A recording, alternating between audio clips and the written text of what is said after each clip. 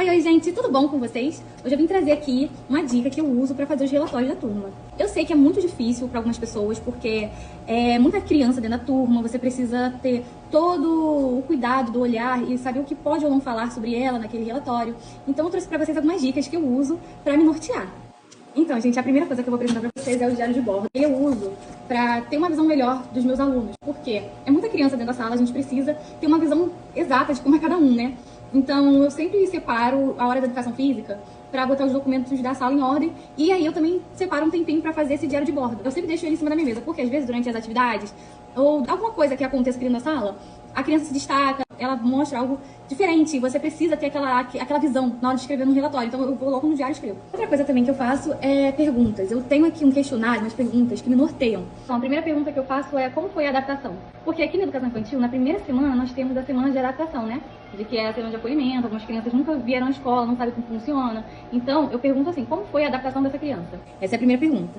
Ainda na introdução, eu pergunto, como é que essa criança se apresenta na sala de aula? Aí você vai olhar a personalidade dessa criança e vai anotar. Como é com seus hábitos higiênicos, né? Se ela tem autonomia, se ela não tem, como é que ela é em questão de higiene? E ainda pergunto sobre como é o seu comportamento. Porque aí, isso tudo já na introdução, eu falo também como é que ela age, né? Como é ela um todo dentro da sala de aula. E aí, o que acontece? A partir daí, da introdução, cada escola é um jeito, né? Cada escola tem seu jeito de fazer relatório. Geralmente, a sua orientadora pedagógica que vai te orientar nesse momento. Mas eu também tenho algumas perguntas que podem te ajudar, né? Aqui na escola a gente trabalha com projetos, então a cada projeto que a gente faz um projeto a cada bimestre, né? E aí eu fiz umas perguntas que me norteiam pra conseguir falar sobre essa criança nesse momento, né? Nesse subprojeto. Qual foi a atividade que a criança teve mais interesse? Qual foi a atividade que a criança não mostrou interesse? Quais foram as atividades que ela se destacou?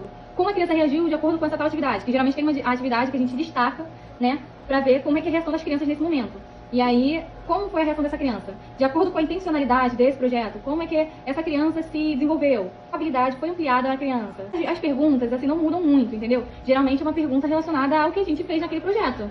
E aí, a gente vai ver como é que foi o desenvolvimento dela ali. E aí, a pergunta também no outro projeto é: a criança promoveu algo? Acrescentou algo? Agregou algo para a turma? A criança foi mais interativa? E aí, para terminar o relatório desse semestre, eu boto assim: como essa criança se desenvolveu?